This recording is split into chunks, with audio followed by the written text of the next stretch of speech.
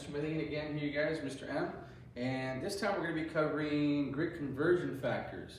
So in the previous video, we were talking exactly about how we got to grid ratio.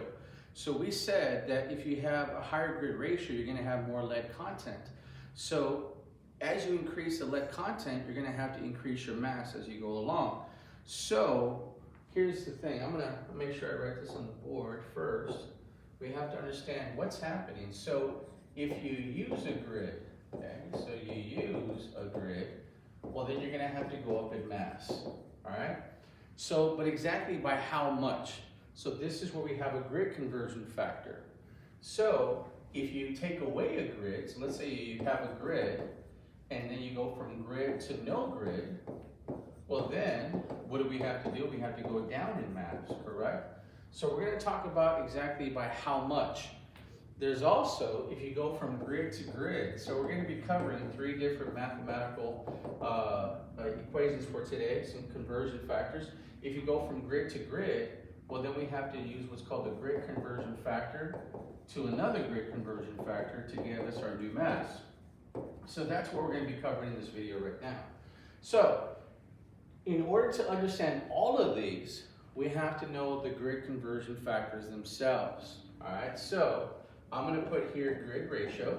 All right, we're going to draw a line. You guys can draw with me. And on this other side, I'm going to put GCF, and that stands for grid conversion factor. All right, now this is how I do it. I've been doing it this way, you guys. I was telling them, I've been in radiography, you guys, for 28 years. It's crazy because it doesn't even seem like that long. But I guess I'm that old now. And I've done it this way since the very beginning, and I'll show you what I do. I always start off with 8:1. So 8:1 grid ratio, the conversion factor for an 8:1 is 4. 6:1 is going to be 3, and then a 5:1 grid ratio is going to be 2. All right, so this is how I do it. And then if there's a 10 to 12:1, the grid conversion factor is 5. And then it's going to jump to 16:1, and the grid conversion factor is 6. So you can see it goes 2, 3, 4, 5, 6. So this is how I map it out. And I always start off with 8:1 because it's in the middle, and I just go upward and then go down from there. But you can use whatever way that works for you. Now, so we said that if you go from no grid to a grid, okay, so from, let's say, no grid to a grid, you're going to have to go up in mass. So what you would do is you would take your original mass and you would multiply it by your grid conversion factor. That would give you your new mass. All right, so this is for no grid to a grid. No grid to a grid. So obviously, if you're taking an x-ray, let's say you take an x-ray of a body part that you're not using a grid, you're going to have the x-rays go through the body part, it's going to hit the receptor. But if you add a grid now, so let's say this is a grid and you place it in between now the receptor and the part now, what's going to happen? The grid is going to attenuate some of the primary radiation, correct? So grids are really good to clean up the image. They clean up the scatter, right? They improve the contrast on the image. They give us a better visual perception of the object. But the grids are going to do what? They're going to attenuate some of the radiation. So depending on how much lead content is in the grid, you're going to have to adjust your mass accordingly. So this is why if you go from no grid to a grid, you're going to have to increase your mass. So what you're going to do is take your original mass times your grid conversion factor, the grid that you're going to be using, and you're going to increase your mass. I'm going to do a separate explanation of each one. I'll do an example of each one.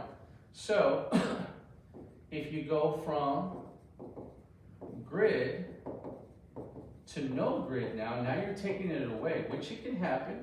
All right, we can go from, let's say, using a table bucky for a knee exam, and now you're in the PACU and you're shooting a cross table lateral on that knee. There's no grid maybe that we're using, right? So you're not going to have a grid maybe possibly, so now you're going to have to decrease your technique. All right, so knees are one of those ones that can go grid or no grid, right? So you take your mass and you're going to divide it by your grid conversion factor. Because you're going down, you're going to end up with a new mass. All right? Now, if you go from grid to grid, well, then we have to use what's called the mass or the grid conversion formula. And it's on page 232 in the principles book. All right, it's on page 232. So the formula for grid to grid is mass 1. There's nothing squared here, you guys. Mass 1 over mass 2 equals grid conversion factor 1 over grid conversion factor 2. All right, so this is what we're going to be learning today.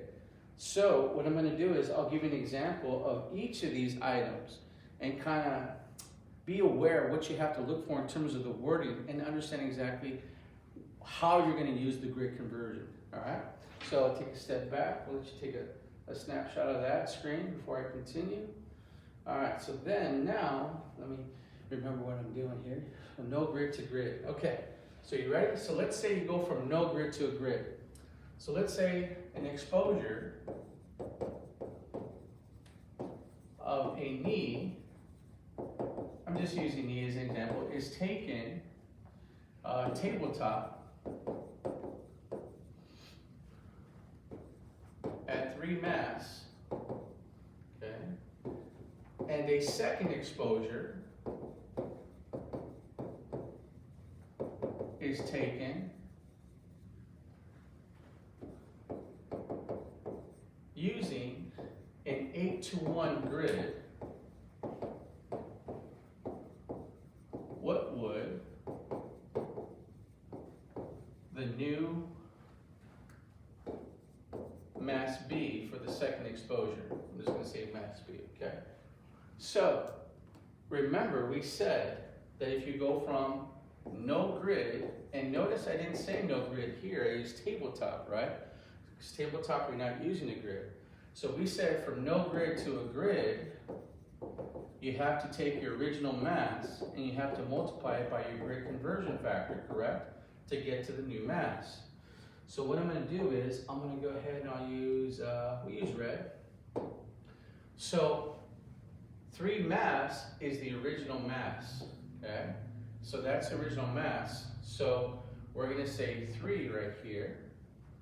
Now it says here that the grid we're jumping to use is 8-to-1. So do you remember the grid conversion factors that we just went over? We said 8-to-1 was the grid ratio. The grid conversion factor was 4, correct? So you're going to have to know that it's going to be 3 times 4, because that's the grid conversion factor for an 8-to-1 grid. So I'm going to put here, that's GCF right here. So 8-to-1, the conversion factor is 4. So the new mass for this knee, and I know you guys, 12 mass is a lot for a knee. Maybe there's a lot of edema, I don't know, right? So, but I know it's not realistic to use 12 mass, but hypothetically speaking, just for the sake of using this in our formula, the new mass would be 12, okay?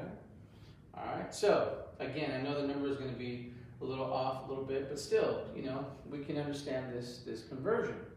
All right, so now let's go from a grid to no grid. How about we do that? All right, so I'll take a step back. You guys can take a screenshot of that. All right, so we'll convert it back to black. All right, so now let's go ahead and say an exam is taken at 10 mass using a 10-to-1 grid and a second exposure is made without a grid, without the use of a grid.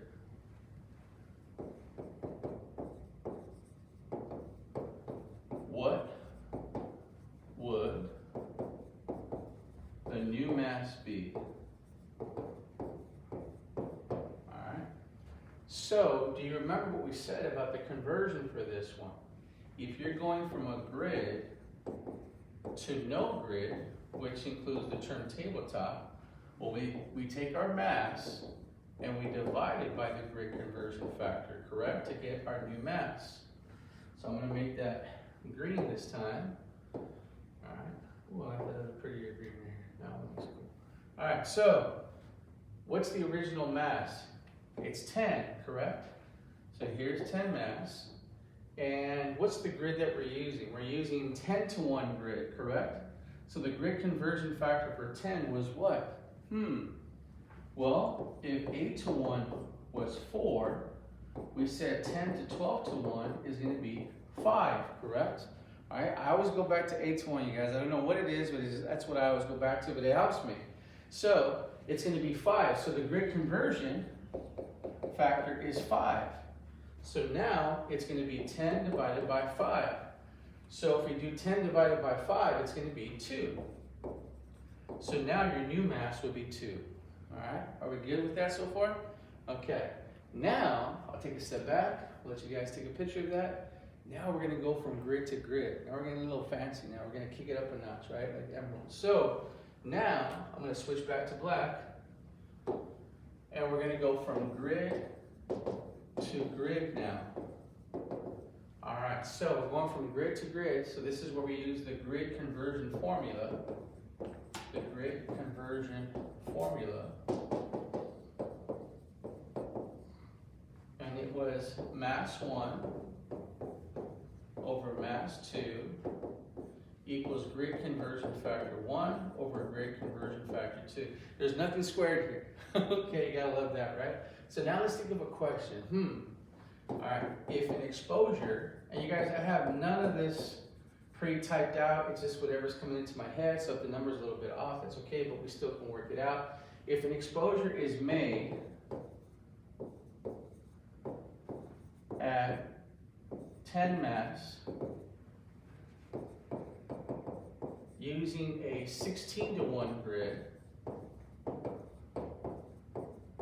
what would the new mass be using a 6 to 1 grid? How about we use that? All right. So now we got to use this formula. Mass 1 over mass 2 equals grid conversion factor 1 over grid conversion factor 2. So I like to label these things. I don't know if you guys notice. I like to label these things because it helps me identify what factors I have to use to plug into the formulas. All right, so 10 mass, that's mass 1. I'm going to label that mass 1.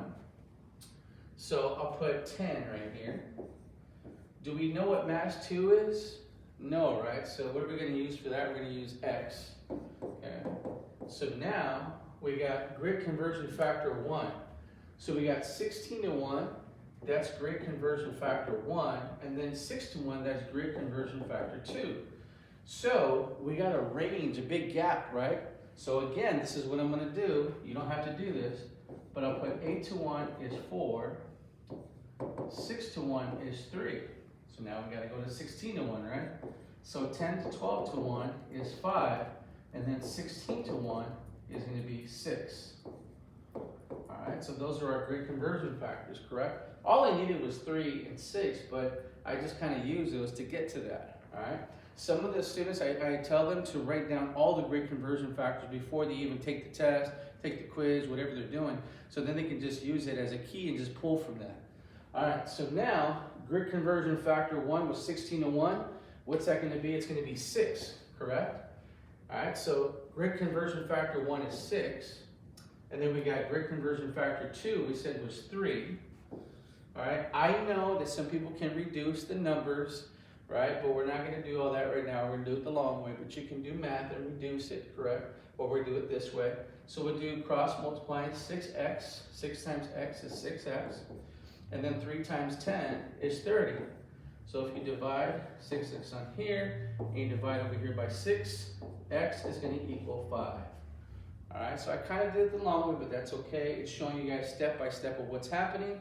So guess what? Your new mass is going to be 5. So when you go from grid to grid, Now, I get questions of how practical is this? And I'll give you an example. If you're going from a fixed x-ray component where your grid is maybe 10 or 12 to 1, and now you're going to a portable grid, which a portable grid is going to give us more latitude for error. You're going from a technique that you normally use at 10 or 12, and now you're using a 5 or 6 to 1 grid. That's where the practicality comes into play. So this is actually something that comes in handy when you're going from a technique that you're using in a fixed room compared to now a portable procedure. I should say a mobile procedure, right? Because it's mobile exams, but we say portable all the time. All right, but this is going to be grid to grid, and these are your grid conversion formulas. All right, we'll do another separate video for grid errors after this. All right, thank you guys.